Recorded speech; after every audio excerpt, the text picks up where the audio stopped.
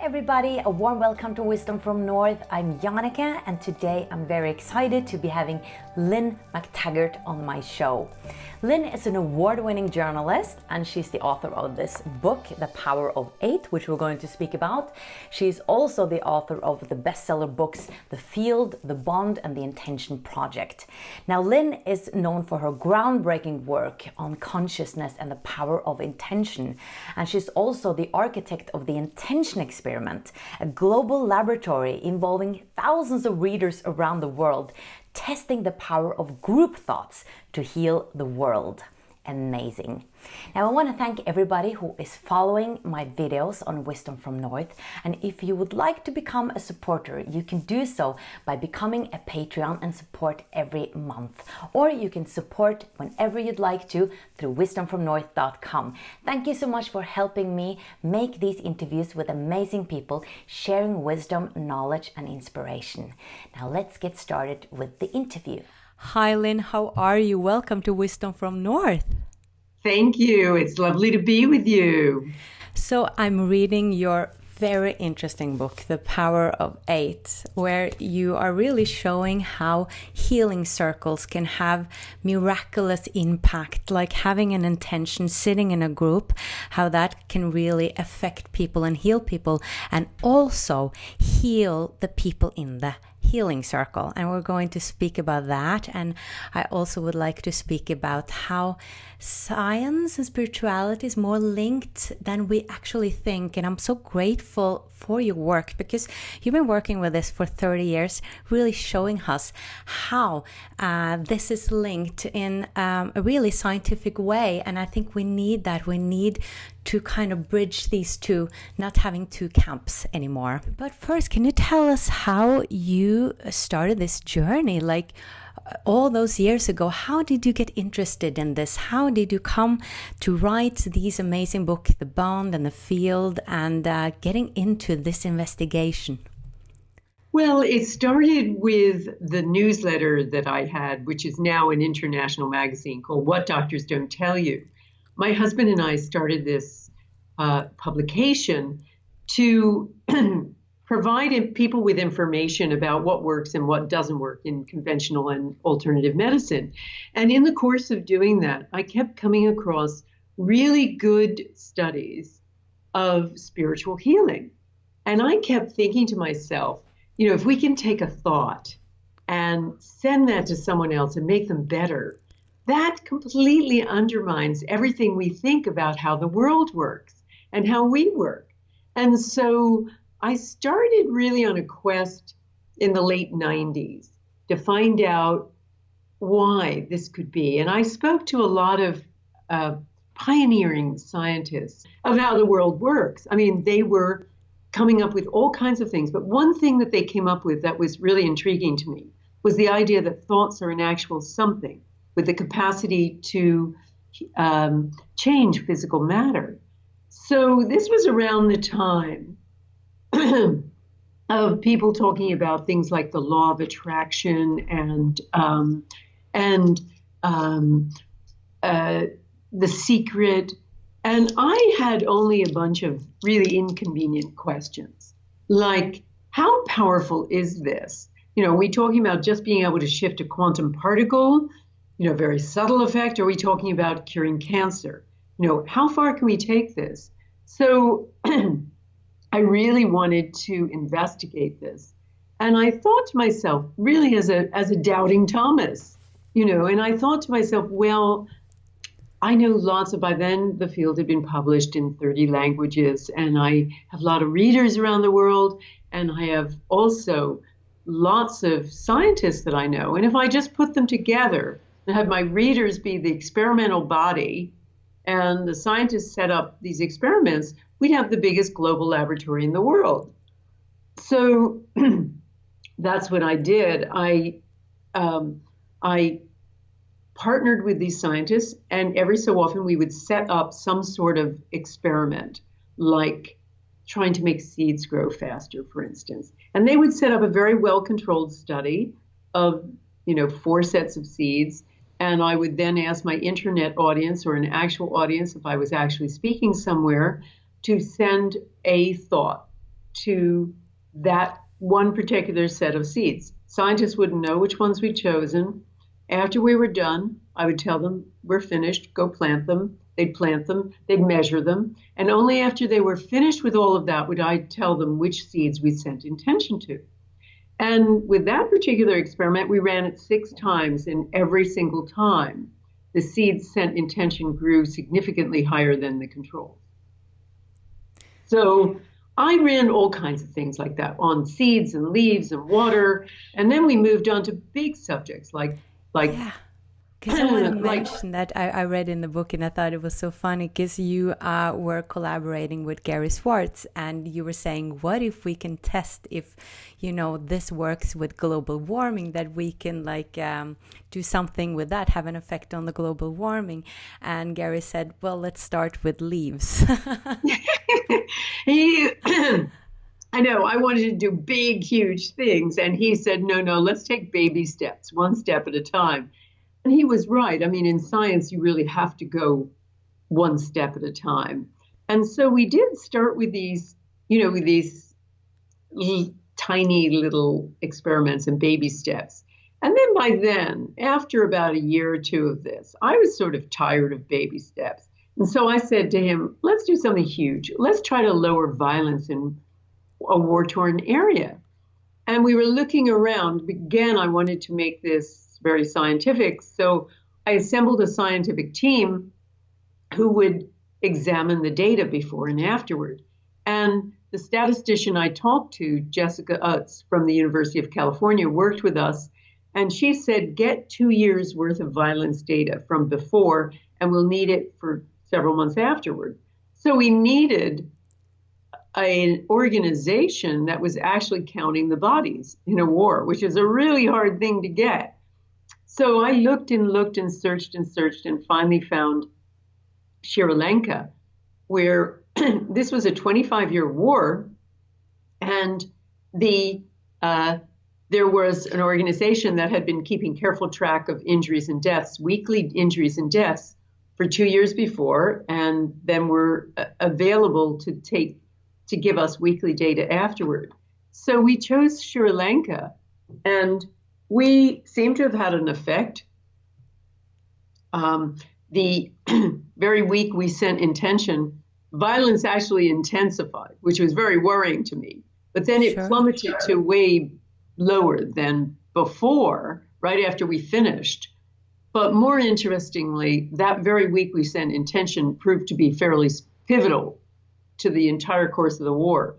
The government won a couple of decisive battles, was able to reclaim the North within a few months that had been choked off by the rebels. And a few months after that, that 25-year war was done, was finished. So, did we do this? Who knows?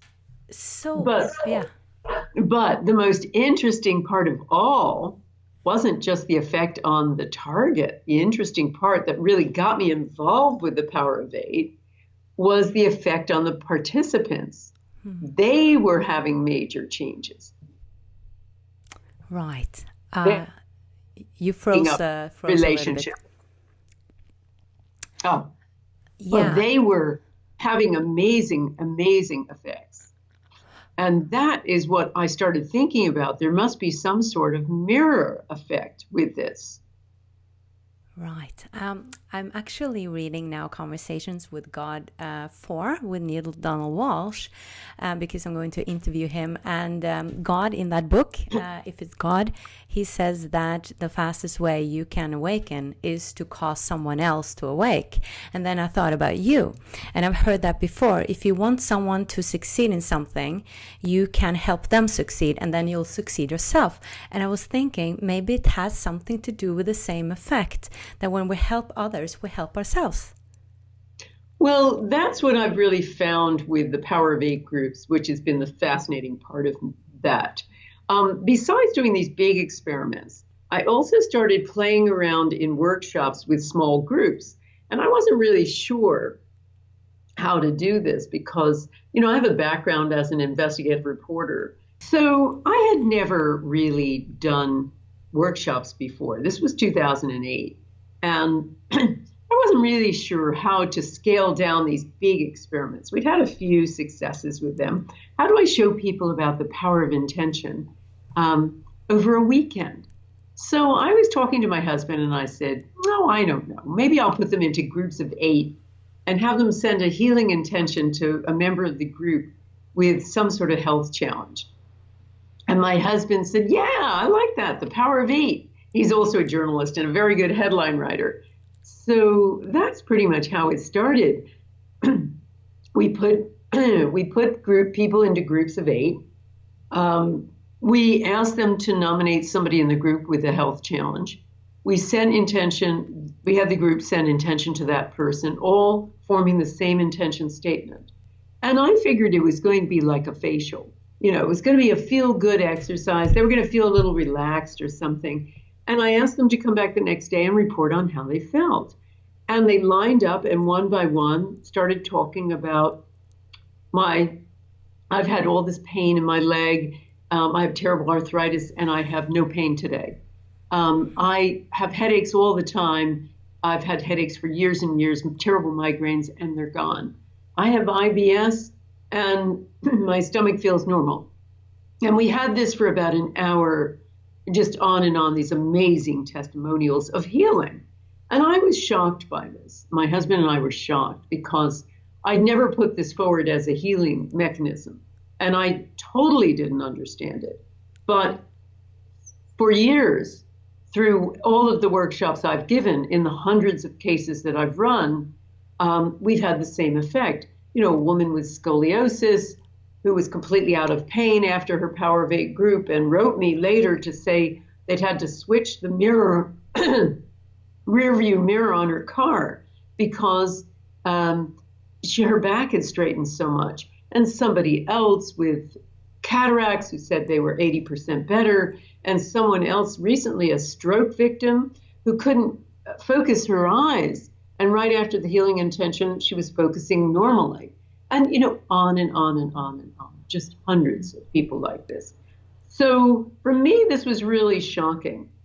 And what was also weird about it was that, as you say, it wasn't just the recipients, but the senders were experiencing healing too, and do experience healing.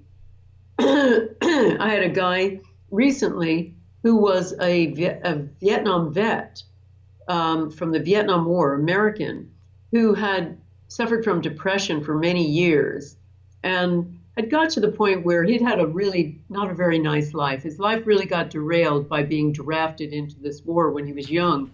And he'd never really recovered very well. And he had a kind of miserable life.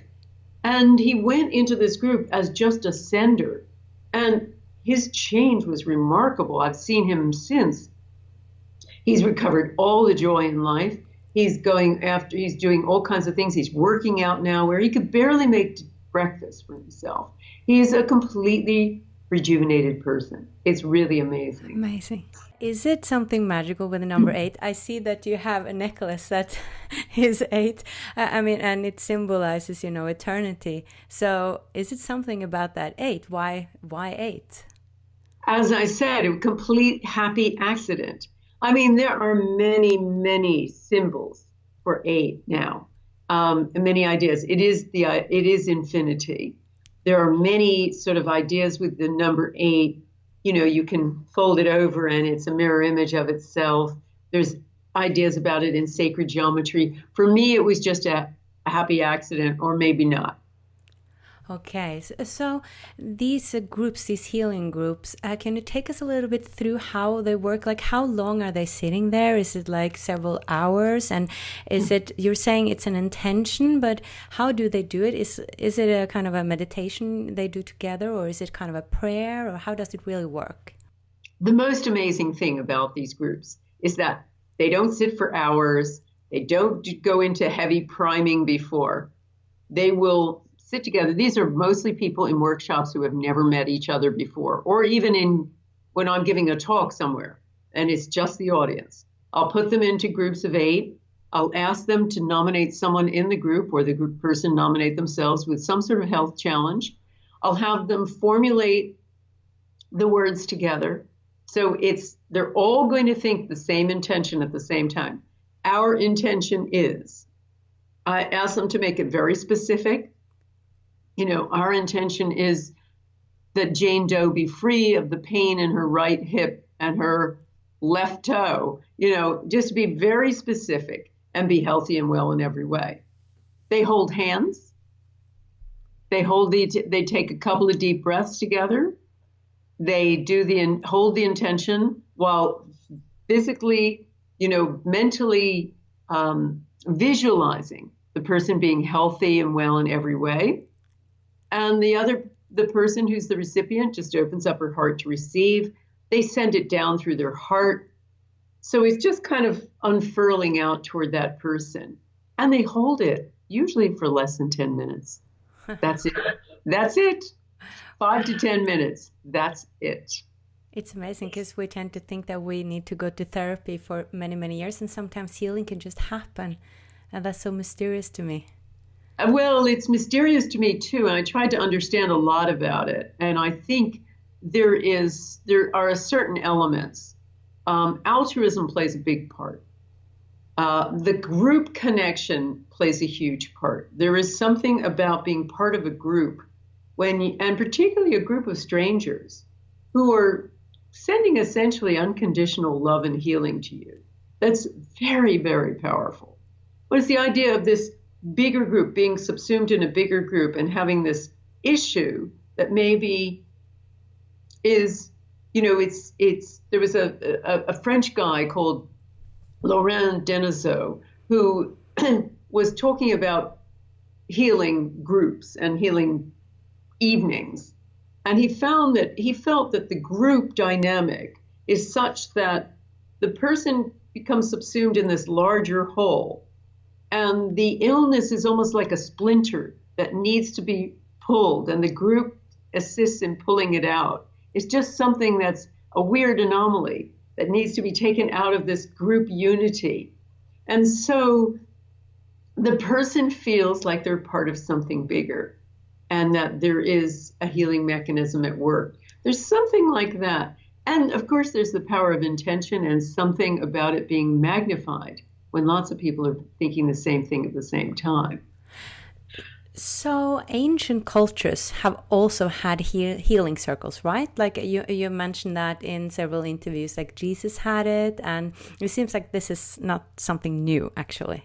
Well, that was what I wanted to find out, because I figured to myself, well, I couldn't have thought of this. Somebody must have thought of this before me. And so I looked and looked. I looked through mystical Christianity, things like the Rosicrucians, and I looked at indigenous types of practices. Most of those have a person in charge, a guru type person who leads the people through a ritual. And the ritual has a lot of sound and ceremony. And that certainly wasn't ours. There was no one in charge. I was giving a few simple instructions and getting out of the way. And there was no big ritual. I would usually play a little bit of meditative music to get people in the mood, but that was about it. And I couldn't find an exact idea where people were thinking the same prayer together, essentially, until I came across a very interesting sermon about Jesus and the Acts, the part of the Bible called the Acts, which is all about how the apostles set up the church. And it talks about their teachings from Jesus.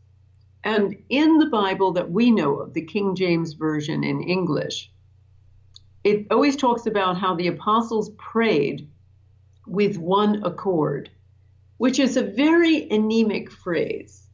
The actual original is the Hellenic Greek, which is a word called homothumadon.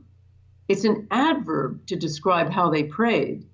And what it is it's like a musical term. Think of a Beethoven symphony where there's individual instruments, but they're coming together passionately to create this amazing, passionate sound.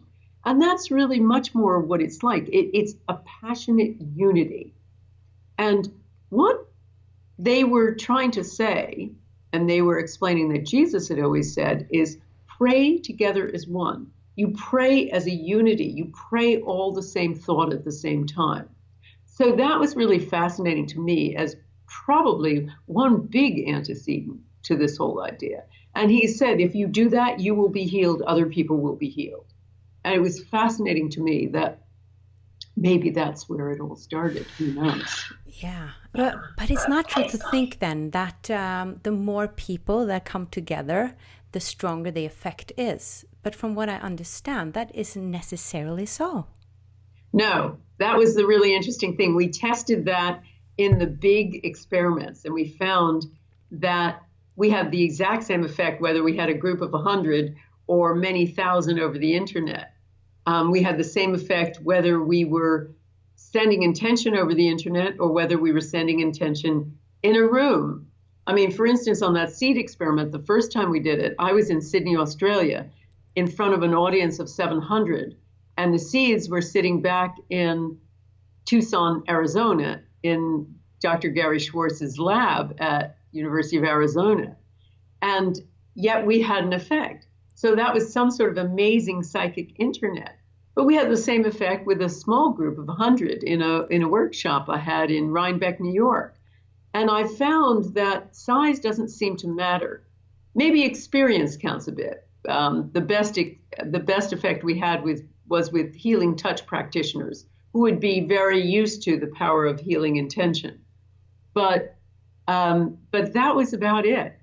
And also, we've had remarkable effects with people who have never, ever done it before. But that's good news, because I'm thinking for people who are inspired, to start some healing circles, it's like we can do it, we don't have to gather like 1,000 people to make changes in the world.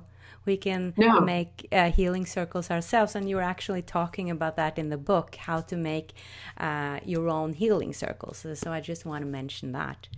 So what does conventional science say to this? I mean, you have so much proof now that there's something more going on here. Do you feel like there's more openness from conventional scientists and doctors, when they see your results? No. Short answer, no. I mean, conventional scientists and conventional doctors, science isn't a science. Science is a religion. And scientists spend a lot of time trying to establish and confirm the status quo. There are very few brave individuals out there who are true pioneers.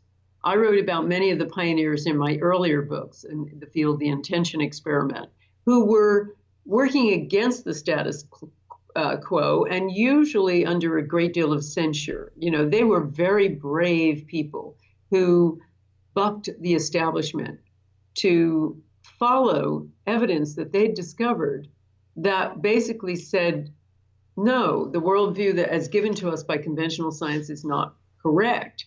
Now, everything I've discovered with the power of 8 and the intention experiments flies in the face of every kind of conventional thinking. Nevertheless, it's been demonstrated by science. For instance, with my power of 8 groups. I mean, I didn't believe it. I had for many years, I didn't believe it. I thought, this is a placebo effect. This is priming. What's going on here? Why are these people having all of these healing effects? And in some cases, there were people who didn't even know they were a target for a power of 8 circle, whether they were babies or people in a coma or something. There were lots of things going on. So I gave a talk in 2015 at Life University, which is the largest chiropractic university in the world. And they were really interested in this. So they put their psychology department at my disposal. And I worked with a neuroscientist there called Dr. Stephanie Sullivan. And we set up an experiment with the power of 8 groups. And she didn't really expect we were going to see much other than maybe a similar signature, brainwave signature to meditation. So we'd set up these groups, and she would put an EEG, a QEEG cap on one of the senders each time. And we ran this 6 times. And every single time, the senders had a very similar brainwave signature. I think there was one exception. but they always had this kind of global quieting of the brain that had to do with distinguishing self from the rest of the world.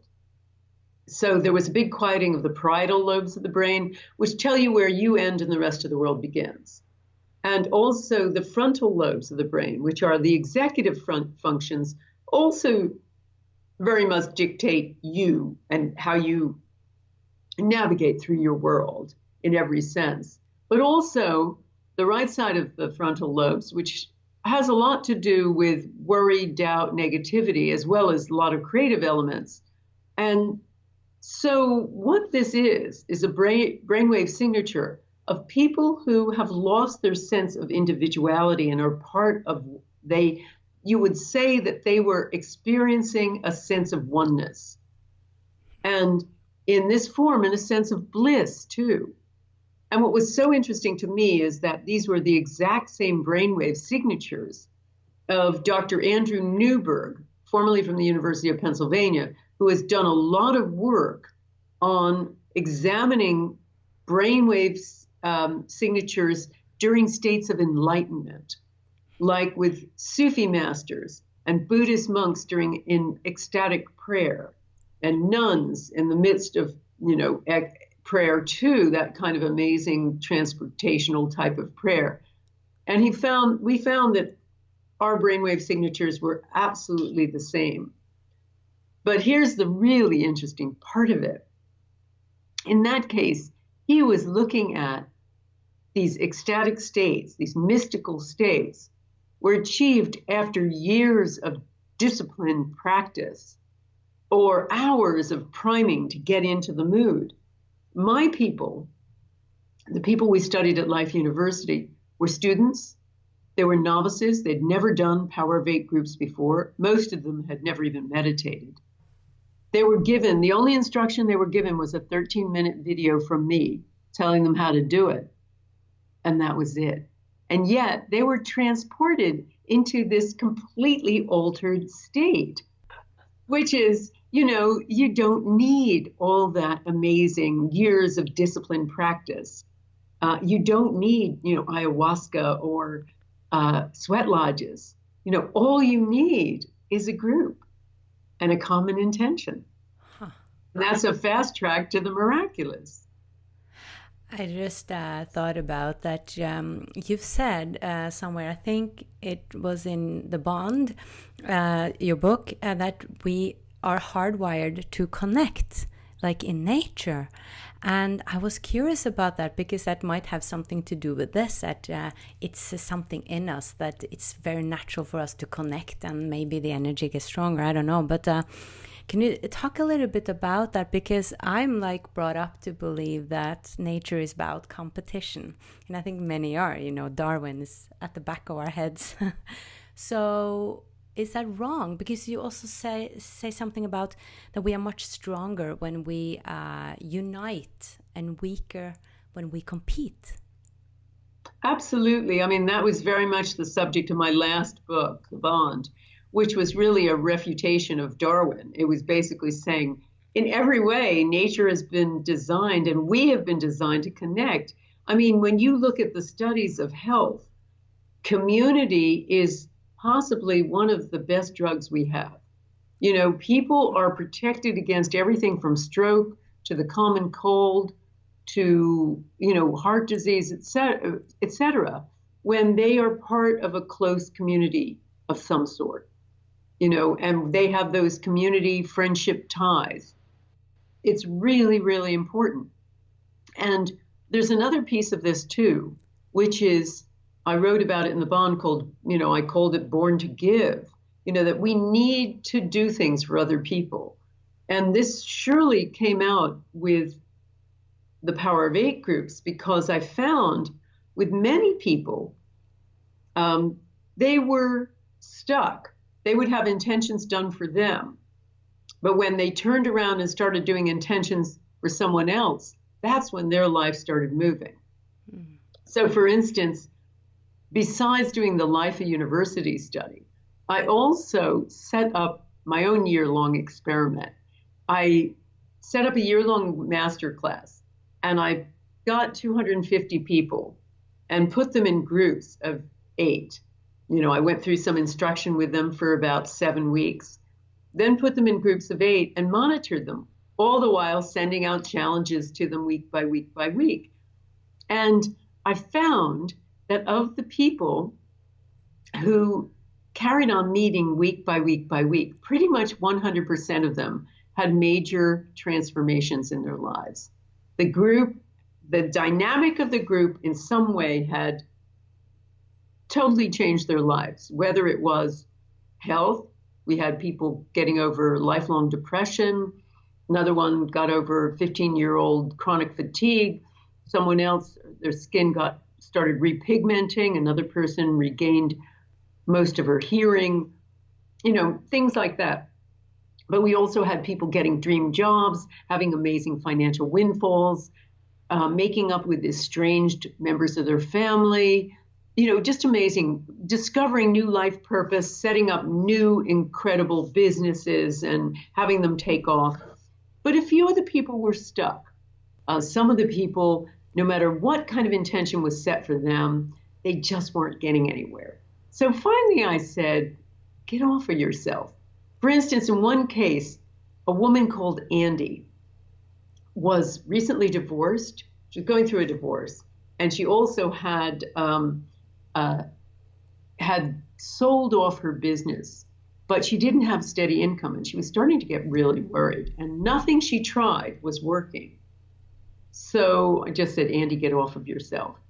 And I had a particular other person to intend for in mind. Sometimes I'd ask them to intend for people outside the group. And in one instance, a father wrote to me, his stepson had broken up with his first real girlfriend. The stepson was 15. And Luke, as in a fit of teenage existential angst, threw himself off a 40-foot structure onto hard ground. And he broke every bone in his body. He sustained brain damage. He sustained, injuries in every sort, nerve damage. They didn't really think he was going to live. And so we set up a healing vigil, my master class, the whole master class, to send intention for Luke. And we did it over 3 times. And with Andy, as soon as she started intending for Luke and getting off of herself, the following week, literally the following week, she gets a call out of nowhere, and it's her dream job. Wow. So I started looking into, I was fascinated. That happened a number of times. Another woman, Lisa, also in our master class. Lisa was trying to write a book about how to treat trauma patients with body work. She's a body work specialist. But she'd never written a book before. She was frightened of writing a book. She was frightened of marketing it and frightened of the criticism that might come from putting it out there in the world. And she wasn't getting anywhere. She had had a couple of editors. Nothing was working well. So I say, Lisa, get off of yourself. And she started intending for someone else. And literally the next week, she's walking by a store, and she gets pulled, and she has this uncontrollable urge to go into the store, even though she didn't need anything in that store. She goes in there, and she happens to bump into somebody that was an acquaintance of hers.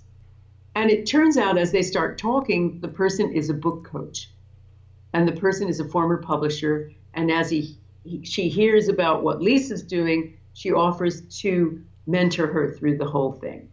So she does. Lisa ends up writing her book. She ends up putting it out there, and it becomes an Amazon #1 bestseller. Nice.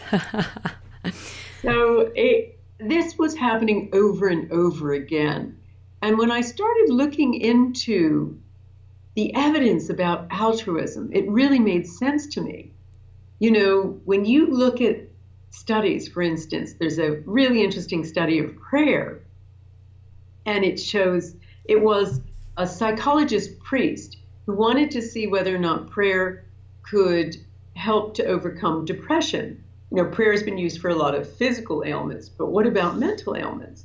So he got 400 volunteers who were people suffering from depression. And he asked he divided the group in half, and one half were going to be the people getting the prayers, and the other half were going to be the people doing the praying. And afterward, he discovers that the people who got the prayer were doing well, they were doing better. But the people who had given them the prayer, who had done the praying, were doing better still. They were doing far better. And he said, well, I guess it's better to be doing the praying than getting prayed for. And that really has echoes through all of the scientific literature about altruism. Altruism is like a bulletproof vest. Everybody who engages in anything, no matter how small, and acts for other people, lives longer, is healthier, is happier in every regard. If you have an illness and you're helping someone else with the illness, you feel better yourself, physically better yourself. It's really quite amazing. I'm so inspired now. I'm going to do that because I have troubles with my voice. So I'm going to intend for someone else who has troubles with their voice. So I was just thinking about healers now and therapists. I mean, it's got to be the same with them. Healers that are trying to help others, and therapists and doctors and everything. Nurses and all people that are trying to help others. It should be. It depends, it depends on, the motivation and all sorts of things, but it should be. It should be. And, all I know is what I've observed or tried to measure in our groups. I try not to speculate beyond what I know. And what I know is somehow it works in a group of 8. Can you connect this with the work you've done with the field? I haven't read your book, but I assume you're talking about that there's a field there. And I've heard that many are speaking about the healing field, for instance. Is this connected to a field, like an intelligent field, perhaps, that is there, that is perhaps full of, I don't know, like when we connect into that field, maybe we can have healing or have all the knowledge in the world. We just need to connect to a field. We are part of that field. We don't have to hook into the field like it's out there and other from us. My book was all about the idea that we are all connected already. But we never acknowledge that. We live in such separation. But in our nethermost level, our subatomic level, we are part of a giant energy field. Because subatomic particles aren't static little entities like billiard balls. They are vibrating packets of energy, constantly trading energy and information with each other and other subatomic particles. And that creates that kind of energy dance, constant game of tennis between all the subatomic particles in all the universe, creates this giant energy field that's sitting there in empty space, like some subatomic, explosion. I mean, if you were sitting just a few yards away from me, the energy of the space between us would be enough to boil all the oceans of the world. That's how much energy density we have in our world. But there are two big things about a field like this. One is there is all information in this field. Subatomic particles have an infinite capacity to attain information. And when they bump into each other, they take on that information. So in a way, if you think about it, the field, 0 point field as it's known, is a kind of mothership of all information. And secondly, waves, quantum particles are also waves, go on to infinity. And so theoretically, we're in touch with everything all the time. We're in touch with all of this information and intelligence all the time. What we've forgotten how to do is how to access it. And so maybe these little groups of 8 are a mechanism for tapping into, in a sense, our own healing intelligence that exists there. Fascinating. So you just had an American Peace Intention project. Can you tell us a little bit about that and how it went? Because I know it just finished. Well, we have to sit back and wait. Here's what it was. I asked people around the world to send intention, and I broadcast 6 half-hour webcasts with Gaia TV. We put them together and we interviewed some of the scientists and we talked about the Power of Eight groups, and we had Power of Eight groups that we were actually working with. I created 2 from the local Science of Mind church there, the Mile High church there. And we had 2 groups of 8 and we let them be guinea pigs in a way.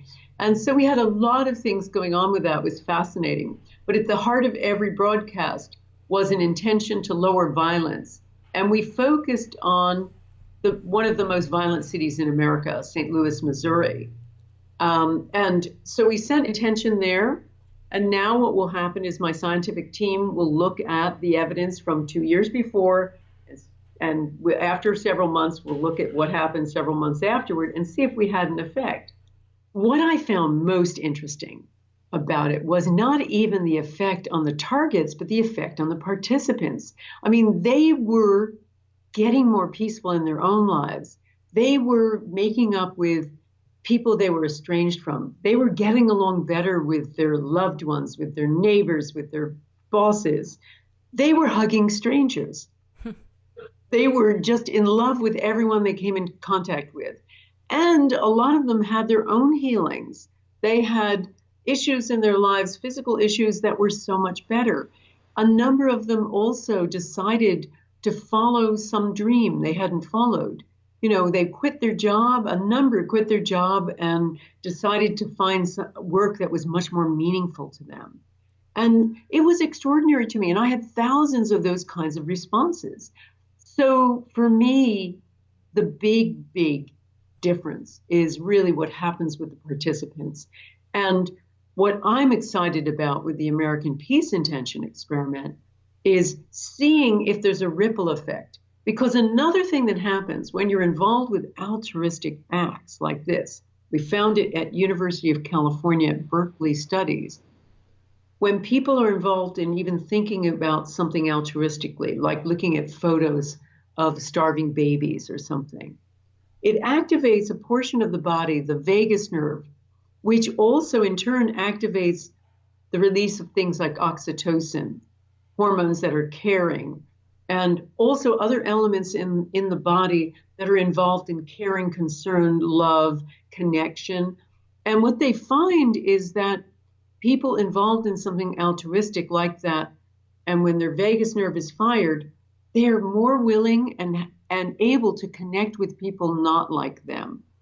So the big idea I had with the peace intention experiment, maybe we'll have some sort of effect on the target, but the big idea was to create a kind of ripple effect of peace among the participants that would also help them to connect to the people, say, from different political parties or races or something, who are not like them. And is part of all of this is all part of the big divisiveness in America right now. So I hoped that would go some small way toward healing that division. What beautiful work you're doing. You really are creating peace, you know, and I think we all can. We just sometimes have to be creative like you have been. And I am sure that a lot of people here, a lot of my viewers would love to participate somehow, and then they can just go into your website. I'm sure you're going to have more experiments in the future as well. Well, and also if they want to create Power of Eight groups, they can do that virtually.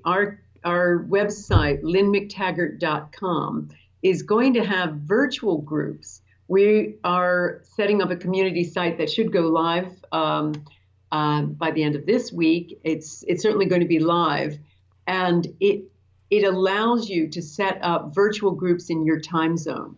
So as I said, if you can't do something in person, virtual groups work just as well and are just as powerful. All of my masterclass groups who met for a year never met in person.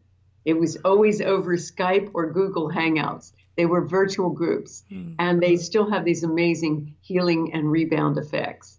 So I really do urge people to try to set up groups and find and really gain access to this miracle themselves. So thank you so much, Lynn, and good luck with your wonderful, wonderful work. And I can really recommend people to read this book, The Power of Eight, and perhaps create their own healing groups. Thank you so much, Lynn. Take care. Thank you. It's been a joy to be with you. Thank you for watching. Much light from Norway and the US, or the UK, actually. Bye-bye.